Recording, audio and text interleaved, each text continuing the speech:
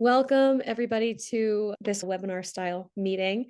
We are very excited to welcome Wendy Dorchester. You maybe don't know her name. She's not been in the news, but she is a legend in the world of syndication and managing large properties and basically making a lot of money for people, something she's very good at. And we're just excited to hear this crucial role of a property manager. There are so many pieces to putting together a syndication, putting together a deal, and bringing in investors and managing the property. But the property management piece of it is just so important. And that's why we're calling this How a Property Manager Can Make or Break Your Investment. I'm Hilary Graves, managing partner of Bright Sound Investments. And my friend and partner, Ian Schmidt, is here, managing partner of Mapleton Capital Group. And Ian, do you mind introducing Wendy and giving us all her creds? Absolutely an honor and a privilege to have Wendy on our call tonight. And you touched on it a little bit, Hilary, but I think when I first got started in this business, everybody loves to, celebrate the close, celebrate finally taking down the asset. You've done all this work and now you own it. And then really the glitz and the glamour fades away and you don't see the asset management piece on, people's Instagram posts and Facebook. But that's really where the real win comes in, because without that, these assets are nothing. So that is why it is an honor to introduce our very own Wendy Dorchester. She has over 25 years experience in the multifamily industry, and she has spent her time in lease ups, value add properties, and acquisitions. She's managed portfolios spanning across 13 states, encompassing up to 60 properties and 15,000 units. That's with 3 zeros. Her background, she has spent time in sales leadership roles and has represented national brands in property management. Currently, she is focused on identifying and evaluating assets for acquisitions at Lake City Equity.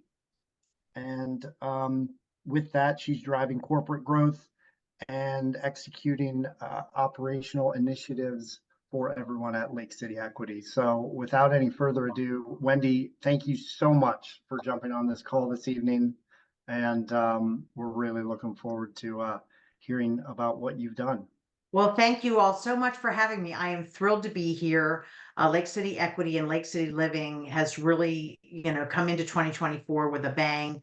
We ended the year with a great acquisition, and I think that having the right property management team around you is absolutely vital to making or breaking your investment. So I'm looking forward to the conversation. I fell in love with multifamily right out of college. I started as a leasing consultant right outside of Washington, D.C. on a multifamily property that was 1,122 units. And I didn't realize that that was large or small. I mean, I didn't know the difference between 100-unit property and a 1,100-unit property. I just knew I needed a job out of college. It's a tremendous honor to be here tonight and speaking with everyone, and I look forward to continuing the conversation. So let's get into it. Can you tell us a little bit about your statement of purpose, your core values? Sure. So at Lake City Living, we decided to bring all of the property management in-house, and we are doing something called EOS, which is the Entrepreneurial Operating System. And part of that process is to sit down and take a look at all of our core values, a statement of purpose, and our vision. So we've recently done that, and I'm absolutely in love with it to my bones. And basically, let's see if I can move the right direction. It is improving lives while having fun doing the impossible. Right now, we're at 946 doors. And by the end of the next 60 days, we'll be at 1,250. We'll have 15 properties. And our goal is that in 10 years, we'll have 25,000 doors, 125 properties with 4 billion in assets. That's our goal. Our core values, we took a look at the people that surrounded us that we felt had the best character and work ethic. And we basically put a mirror up to them and said, what do those people look like? And there's a few of you on this call tonight that made that list. Your names actually made the list. And then we said, okay, now describe those people. And you just have to have good people around you, people that care, they're passionate, they're kind people. Then we also wanted to make sure that we had people with great attitudes, because attitudes are contagious.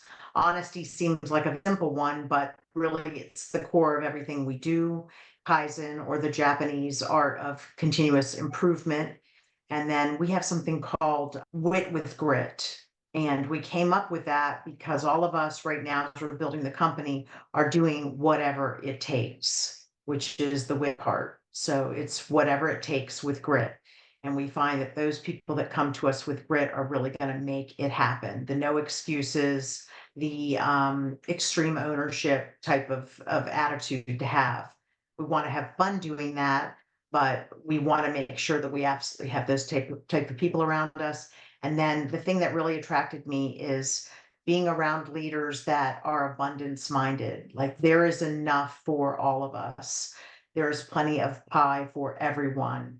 And we want to teach any team member, associate, colleague, any person in the industry how to do what we're doing.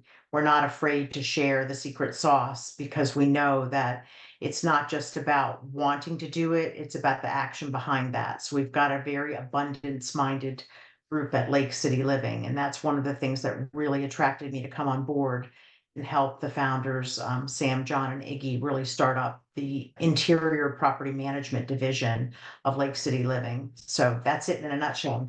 Yeah, no, absolutely. And I'm just thinking, as Ian and I are like smiling here, that's why we wanted to partner with you and your team, because that's the kind of people that we're looking for. And I think good people attract good people. So we're privileged to be able to work with you in the Southeast. So far, Savannah, Georgia, and Charleston, South Carolina, which are some great real estate markets.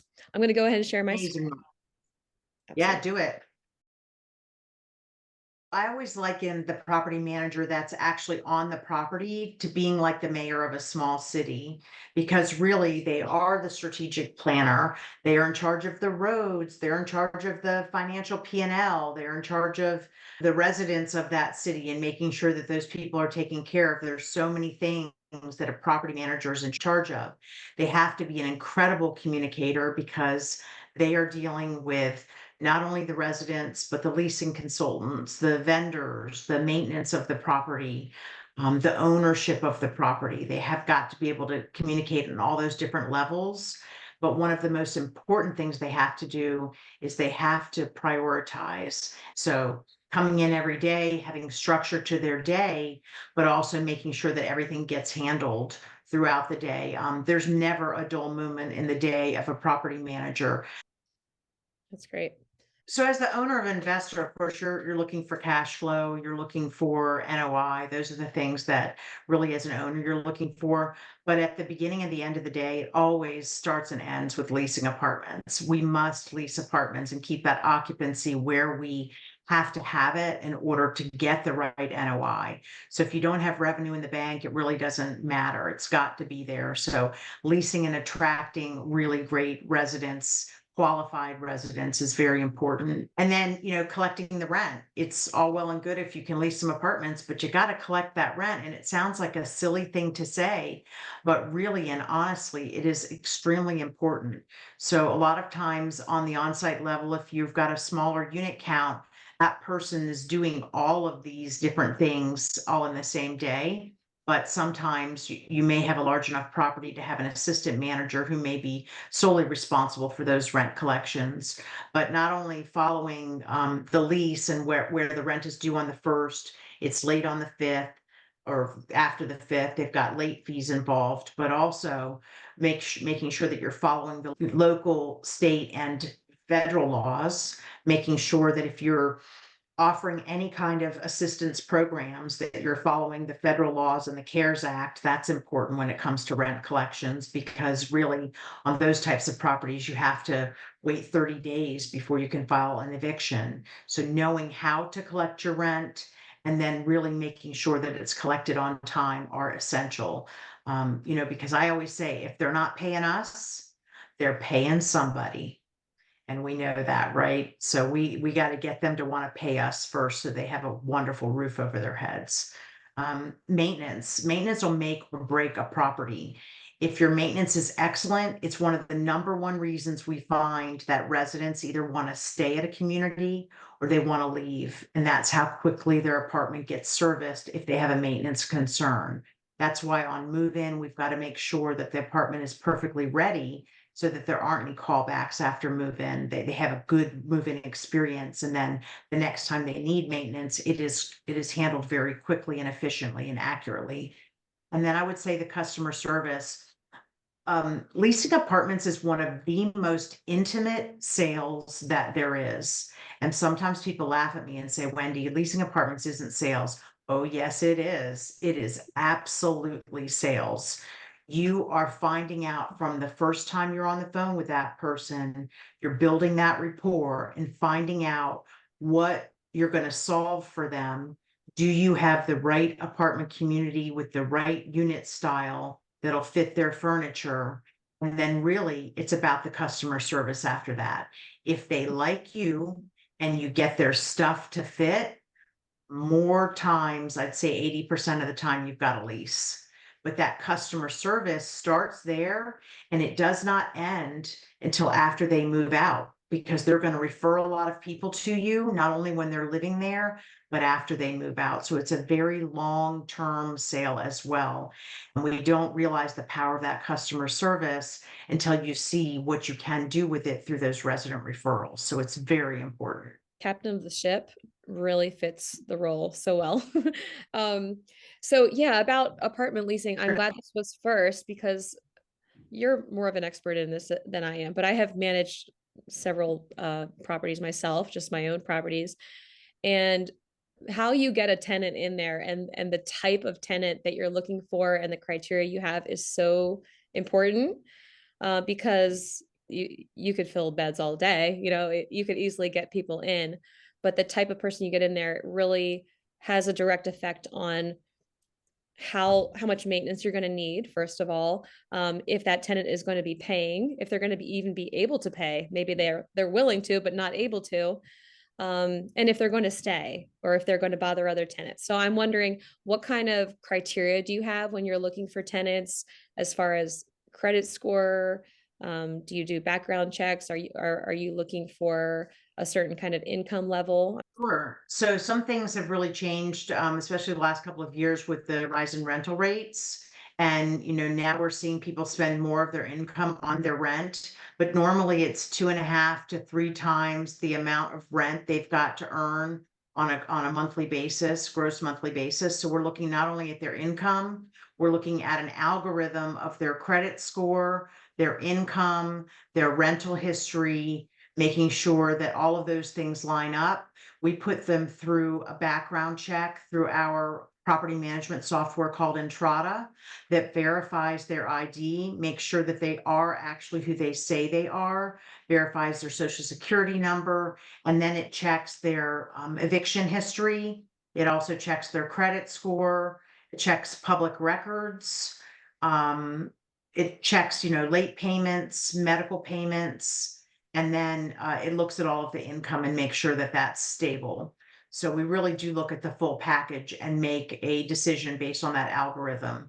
We also, when we look at the criminal history, we'll look at felonies and, some felonies we'll look at 10 years back. Some will look at, forever and a day. It just depends. But that background check is very vital to making sure that we get qualified residents that are moving in. There's been a real surge in apartment fraud over the last, I'd say, 10 plus years. And it's not just at your A++ assets in urban areas, it's everywhere. So it's super important. Wow. I'm wondering, as far as felons, because this definitely comes up with our local apartment group. We talk about these kind of issues where you get this criminal background check and maybe they committed a crime like 20 years ago or 15 years ago. Do you rent to previous felons if enough time has gone by? It depends on the crime, and we basically set that all up in advance so that property managers don't have to make that decision. I don't have to normally make that decision on a daily basis. They either fit within the algorithm or they don't. If it's, a felony that's been in the last 10 years, but if it was something, I can't even think of an example right now, they may make it through, but more than likely they probably won't, because I don't think very many people want felons living on their properties. So, then there's some felonies that no matter how much time has passed, we're just not gonna accept that person. Exactly. Yeah, I agree. Wow. So it's decided beforehand and they either make the cut or they don't, but it's really mathematical if they Correct. make it through that piece. Oh, wow. Yeah. Interesting. Whether you're hiring an on-site property manager or whether you're hiring a property management group, you wanna make sure that these things are important to them because they're gonna be important to you. There's nothing more important than curb appeal, the way your property looks when you drive up, the flowers, the landscaping, the roadways, the curbs. Are the curbs white painted? They have fresh paint on them? Or are they faded? Are the lines faded? What does the seal coat look like on the paving? What do the dumpsters look like? Surprisingly, you can drive through a property, and if the dumpsters are very old, you think like, how much care are they putting into the property? And you might not consciously think it, but your mind is thinking that this is old. So the curb appeal is tremendously important.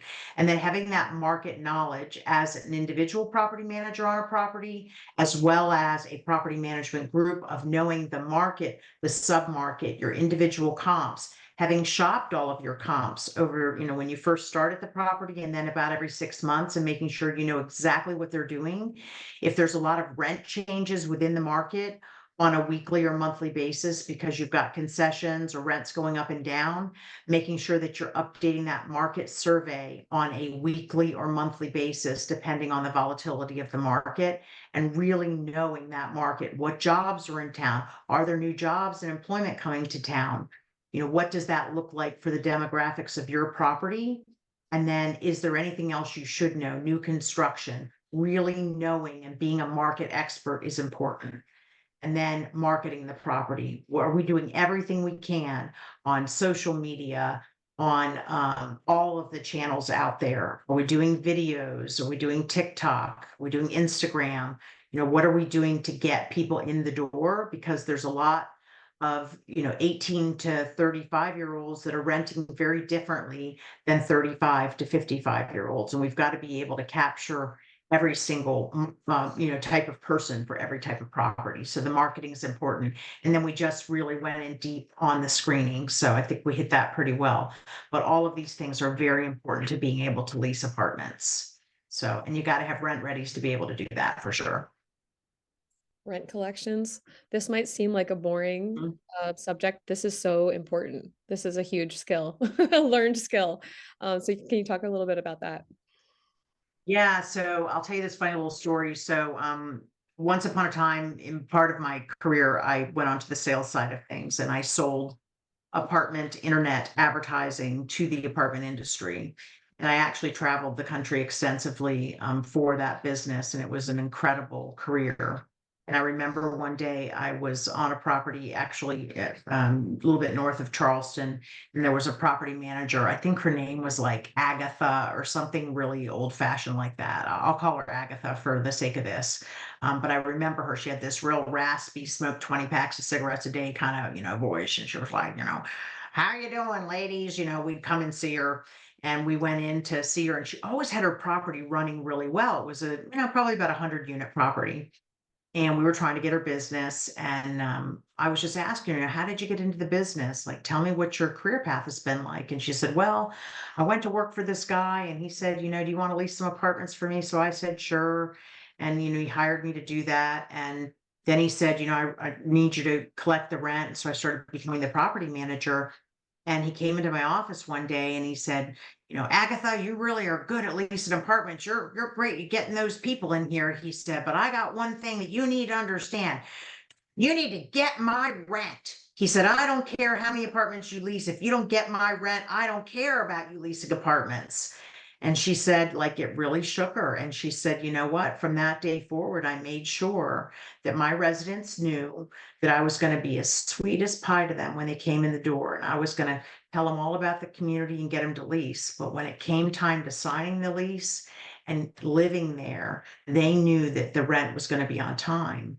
And I remember having the conversation about what her delinquencies looked like at that property, and they were nominal. I mean, she really just never had people because she, and they say we teach people how to treat us, and that's true. She taught her residents what was going to be acceptable at that property and what wasn't. And sometimes we find when we take over a property, we have to reteach the residents the rules and what it's going to be like with collections. And they test us, right? And they go to see whether we're going to file for evictions, and we do because we must be consistent. So monthly collections are super important. Making sure that those delinquencies, we're having touch points with those people, calling them, emailing them, texting them if we're allowed to do so, knocking on doors, doing whatever it takes to get those folks to pay. And we do have a heart. We will work with people if they have a promise to pay or something like that. But we are going to file evictions and get those folks out because there's nothing worse. I mean, if you're sitting on delinquency, you're really sitting on a vacant unit. So I think that that's, really important to understand. And then there's also ancillary income that still has to be collected when it comes to not only rent collections, but some of the additional ways that we can earn money on a property. We have pest control fees, trash fees, water fees. Sometimes there's, valet trash, or there could be package delivery. There could be parking spaces that they pay additional for. So we've got to make sure that we collect those things. And those are also opportunities for us to gain more in rent collections by looking for ancillary income opportunities on the property. And that's part of the property manager's responsibility. Absolutely. I was just So, at a local yeah. real estate meetup here in York, Pennsylvania. The guy who was speaking, he was great. He said something to the effect of the more communication, upfront communication and clear communication you have with your tenants and ongoing communication so that they know you're there and that yeah, if they're late, the late fee kicks in immediately. It's not like, well, we'll let it slide this time, because the second you let it slide, you've taught them how to treat you. So now they think, okay, this person lets it slide. So maybe next month we'll let it slide a little longer. And then you get yourself into a situation where it's really hard to claw back to the place where you're wanting them to pay on time. So I thought that was perfect. Exactly. Accurate, and having that communication up front and letting people know that, like, listen, I'm the nicest person in the world, but don't mess with my rent. Just don't. I think it's important. That's so true. Agatha was an amazing woman. So yeah. All right. So when it comes to maintenance, these guys, they work so hard. They're out there sweating every day, doing a lot of labor. I mean, they start their day picking up trash around the properties. And then they've got to really balance the work orders and the make readies. And so we try to get our work orders done within 24 hours. That's our goal. And make readies, we try to have a regular routine turn done within 5 to 7 business days. Our renovations usually between 14 to 21 days on a renovation. And that's a, full demolition and renovation with, could have new cabinets, maybe not, but it's going to have new countertops and appliances and things like that. The maintenance team also has to balance other property projects that they may have going on, like getting the pool ready for pool season, or maybe they've got some fencing that they've got to repair around a dumpster area. There's a lot of other projects that come up. We have what we call PMs, which is preventive maintenance. And we try to do those on a monthly basis at each property, or a quarterly basis, depending on what that is. And that could be filter changes. Maybe there's interior breezeway light bulbs that have to be checked, and we have to make sure that those are cleaned out. The exterior lighting of the property, we really should be checking that on a weekly basis to make sure that the night lighting is working very well. So there's a lot of other exterior and routine maintenance that has to be put into the special project area that the maintenance team has to take care of. They're also really responsible for the relationships with all of the contractors that we hire on site. You know, we've got painters and cleaners, carpet vendors, so many different vendors that we work with, landscapers that really help us, and they are in partnership with us. They're the ones that are actually helping us lease apartments. They're helping make our job better. So we've got to have great relationships with them. And those maintenance guys can help us make really cost-effective decisions. They can look at what's on sale at a certain vendor and say, I'm going to go here. We at Lake City have a lot of national vendor relationships that are going on. So relationships with HD Supply or Lowe's or Chadwell Supply. And we're able to negotiate great rates. We're able to negotiate having like entire renovation kits all boxed up in one nice, clean order per unit and delivered to the unit. But we wouldn't have that if we didn't have these great relationships out there. So maintenance can really make or break a property, like I mentioned earlier, with getting, reviews at the end of every service request and making sure that the residents are very happy with the work that's been done. And also the residents want to know that you've been there, that you've taken care of the work order, you've left a receipt, and they want to feel like, I'm seen, I'm heard, and you care about my home. So maintenance is very important to this intimate type of product that we sell, which is someone's home for 1 year or 5 years. So it's important. The economies of scale of being able to get a, what did you call it, a renovation kit or something like that. Mhm. That goes right to the bottom line. Like sometimes when we're underwriting, we're not counting on things like that. We're just estimating how much it costs to turn over a unit or to take it from the 1970s to today when the current tenant moves out. And that could be $10,000-$15,000, maybe more. You could literally cut that cost in half sometimes when you're able to, work some kind of deal with a vendor, and they have this deal where they say, hey, you're going to do this 100 times with us. Well, yeah, absolutely, we can give you a great deal on that. So that's really important. Yeah, that's really true, Hilary. If you think about if if you think about like painting the interior of your home versus painting the interior of an apartment home, and that person's going to do 100 units that year, that cost on that single home is going to be so much more than like you're talking about repeating that over and over again every month. So the economies of scale are really important to the maintenance portion of our business, and cost cutting and making sure that we're budgeting appropriately. Customer service, heads on beds, there it is. Yeah, we talked about this when we were preparing for this webinar, and that it is way more than heads on beds. We want to, there are times when in property management, we're trying to get the leasing numbers up and get occupancy up, but it's way more than heads on beds. We really want to make sure that we are filling up the community with quality residents that are going to pay their rent on time, and that we're giving them the service that they deserve, because they are paying a lot of times a very significant portion of their salary on a monthly basis to rent. And they're expecting that renter lifestyle, right? They want to lock and leave, is what we call it. They want to be able to lock up their apartment, go away for the weekend, come back, and their apartment's in great shape. They want to know that when they call maintenance, it's going to be taken care of. We talked a little bit earlier about the life cycle of a resident, but I know that when my mother was looking to move out of her home and to potentially rent, she said, "Well, we'll just rent for 6 months, and then we're gonna, build or buy something else." And I was like, "Great, Mom, that sounds wonderful." Well, after renting for a very short amount of time, she says, "I'm never going to own a home again." She said, "I love renting. I love being able to call the landlord and say, hey, the whatever, the heat's not working right, or I've got, this little challenge in my home," and have them be able to take care of her. So customer service will really go a long way. And when you give good customer service, it also allows you to, raise the rent when you need to, because they know they're getting their good money's worth. It helps with that resident retention for folks to stay a lot longer when they have excellent customer service.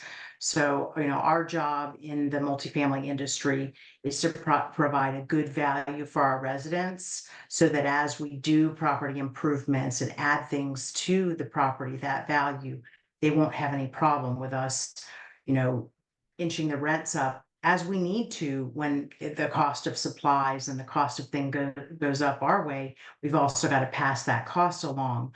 But if they feel like they are very well cared for and that they've got a good home, they're going to want to stay for that value. So you can't put a price tag on that. What we've been talking about thus far is not necessarily in-house management.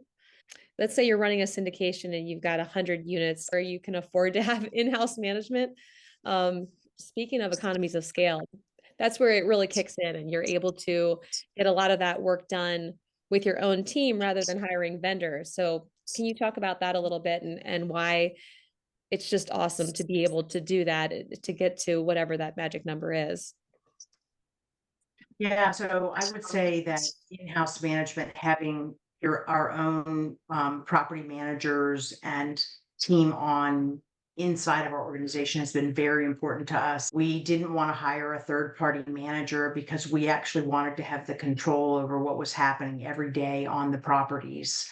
One of the reasons that I joined is because I knew that I had a lot of talent out there from my years in the industry that would also want to do that. So having that talent inside that every day, you're talking to the teams, you're able to really put your finger on the pulse. The care level is just so high. Like, we really care about every single individual in our organization. We want them to love where they work, and we want to take care of the assets because we do own them. So I've worked for third-party management companies, and we did a really good job. Like, we did a really good job, but I can't say that every single person did. And I can't say that the level of care is there as much as it's going to be if you own and manage your own assets. I don't think that that's possible.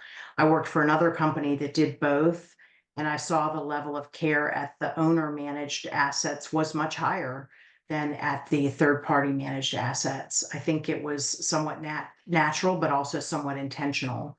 But I think that when you have that in-house property management, your bottom line is so much more important. Every penny that you spend, every investment that you make in the property, you're trying to make it the biggest ROI that you could possibly have on whatever dollars you are spending, because you want to get the most for your money. So I'm a firm believer in going with companies, going with syndications that have their own in-house property management. The financials are done right there. You can make a phone call to the CFO or the accountants and find out exactly what's going on. You can make an immediate call to me or to anybody in operations and say, hey, what's happening over here? Or if you're in town, you can give us a call and say, hey, I want to come by and take a look at a couple of the assets in Charleston, and we're there for you. So I think that personal touch is also important and really contributes to the bottom line as well. So it's, I can't say enough about what we're doing in the world of property management, but also just how important that property manager on the actual on-site at the property level is important to your everyday, because he or she really is the captain and the mayor of that small city, and can really make sure that your deal is either soaring towards great financial growth, or if they don't have their eye on the ball, that occupancy and other things can really go by the wayside very quickly. So it's important to have that kind of control in-house, and we have that where we are. So we love it. That is amazing. I can say in all my years around investing in real estate, whether it's single family, Airbnb, multifamily, commercial, I have never heard this kind of depth and thoroughness on the property management side. So at first I was really wanting to start calling you Mayor Wendy as a nickname after this, but I almost think your role is almost like chairman of the Fed because it's so crucial. I mean, the part about the customer service aspect really makes it easier to implement the business plan and get the rents to where they need to be on the pro formas is genius. I've just never heard that angle before, and so much other amazing information. Amazing. 10 out of 10. Yeah, well, and if there's anything we can ever do to help anybody, if they have questions about the day-to-day basics of property management, we're happy to help in any way that we possibly can. We are a family. We are a family of colleagues that wants to share. So it's great to be here, great to be with you guys. I think that what you're doing with your capital groups and bringing in new investors on a daily basis, they are really picking some great people to go with in both Ian and Hilary and also Lake City. And I know that our future is extremely bright as we continue to partner with you all, for the long term, because we've got a really bright future ahead of us. So, again, if you have any questions, I'm open to them. Please don't hesitate to send them my way. Awesome, awesome, awesome. Well, thank you everyone for jumping on, and look forward to seeing you on more of these calls, perhaps with other members of the Lake City team here coming up in the spring and summer. But Wendy, outstanding, really appreciate it, and look forward to seeing everybody soon.